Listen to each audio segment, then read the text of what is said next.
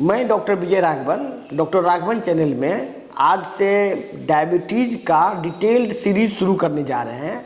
इस सीरीज में आप स्टेप बाय स्टेप डायबिटीज़ की सारी जानकारी लेंगे। ये doctor MBBS doctor, MD doctor, DM endocrinology के डॉक्टर या नेफ्रोलॉजी के डॉक्टर, एलोपैथ में, आयुर्वेद नेचुरोपैथ के कोई भी डॉक्टर और आयुर्वेद के चिकित्सकों के लिए बहुत ही उपयोगी जानकारी होगी। इसमें जो डायबिटीज़ के पुराने मरीज हैं उसके लिए भी बेनिफिट होगा। इस टोटल सीरीज में एक तरफ से आप जानेंगे सीरीज बाय सीरीज कि एलोपैथिक के अनुसार डायबिटीज़ क्या है, उसका एलोपैथिक के हिसाब से ट्रीटमेंट क्या है, कौन कौन सी दवाई दी जाती है, इसके बाद उन दवाइयों का क्या साइड इफ़ेक्ट है, वो दवाई में डायबिटीज़ लाइलाज है एलोपैथिक के हिसाब से। आप डिटेल्स में फिर जानेंगे कि डायबिटीज़ में इंसुलिन का क्या रोल है। बहुत सारा इंसुलिन रिस्पॉन्स के बारे में बहुत सारी गलतफहमी फैली हुई है और हर एक डॉक्टर को कुछ ना कुछ थोड़ा मोड़ा जानकारी है और सच्चाई किसी को पता नहीं। इंसुलिन रिस्पॉन्स के बारे में जो अभी मॉडर्न रिसर्च हुआ है वो ये है कि कोई भी पॉइजन इंसुलिन रिस्पॉन्स कराता है। जैसे कि मान लीजिए कि कोई भी आदमी जहर डेली खाए थोड़ा थोड़ा मात्रा में, जो कि जहर लोग खा ही रहा है, हर एक फूड में प्रिजर्वेटिव दिया रहता है एज ए पॉइजन। कुछ लोग रेगुलर पॉइजन खा रहा है, जैसे कि कोई मान लीजिए कोई सिगरेट पी रहा है या कोई आदमी कोई ड्रग्स ले रहा है या हर एक बहुत आदमी जो कि घास में या गेहूं में पेस्टिसाइड डाल के रखता है, उन सब के मार्फत से आप जहर खा रहे हैं। बहुत सारा मेडिसिन लोग रेगुलर खा रहा है जो कि शरीर में अत्यधिक हो जा रहा है, जो कि पॉइजन के रूप में काम कर रहा है। अभी जो लेटेस्ट रिसर्च है उसके हिसाब से any poison causes increase in insulin level, मतलब इंसुलिन का लेवल कोई भी पॉइजन बढ़ाता है। तो कहीं ऐसा तो नहीं है कि जो डायबिटीज़ का दवाई लोग खा रहा है वो भी तो पॉइजन है, उसी की वजह से तो नहीं डायबिटीज़ कंटिन्यू कर रहा है।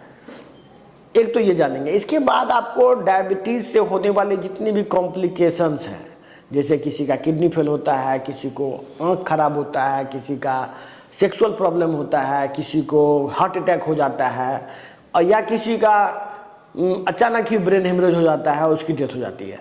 तो उस सबको कैसे रोका जा सकता है, नेचुरोपैथी आयुर्वेद के हिसाब से डायबिटीज़ को कैसे ठीक किया जा सकता है।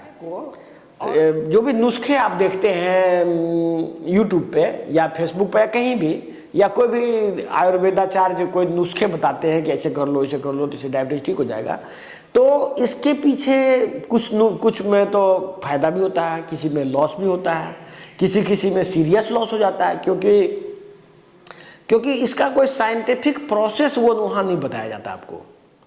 प्लस जो भी मान लीजिए एंडोक्राइनोलॉजिस्ट हैं, डीएम एंडोक्राइनोलॉजी पढ़ा हुआ है, अरे भाई डीएम एंडोक्राइनोलॉजी पढ़ लेने से आपकी बात खत्म नहीं हो जाती है। आप बार बार एक ही चीज़ को पढ़ रहे हैं और बोल रहे हैं कि हम पढ़ रहे हैं। यहाँ रिसर्च की बात हो रही है। रिसर्च का मतलब होता है कि Ayurveda, naturopath, metabolic treatment and variety of other things like naturopathy therapy, mud pack, hot water bath और बहुत सारा फूड सप्लीमेंट्स, ये सब पर एक कॉम्प्रिहेंसिव रिसर्च लेकर मैं आ रहा हूँ, जिससे कि आप चाहे आप एंडोक्राइनोलॉजिस्ट हो, चाहे आप 25 साल डायबिटीज़ का कोर्स किए हो, उससे मतलब नहीं है। इतना वैरायटी का चीज़ में कंपेयर करके बेस्ट निकालना, ये मैं आपको इसमें दूंगा।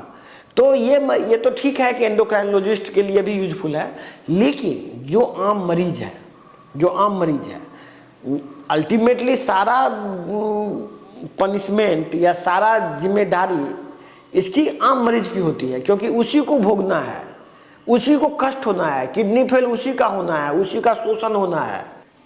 तो मैं सीरीज को कल से मैं एक तरफ से शुरू करूंगा। कल का टॉपिक होगा एलोपैथिक में डायबिटीज़ का क्या कंसेप्ट है, डायबिटीज़ का डेफिनेशन क्या है और किसको डायबिटीज़ कहते हैं। तो हम कल यही बात पर डिस्कस करेंगे। धन्यवाद, और हमारे चैनल को सब्सक्राइब कर लीजिए जिससे कि आपको नोटिफिकेशन मिलता रहे।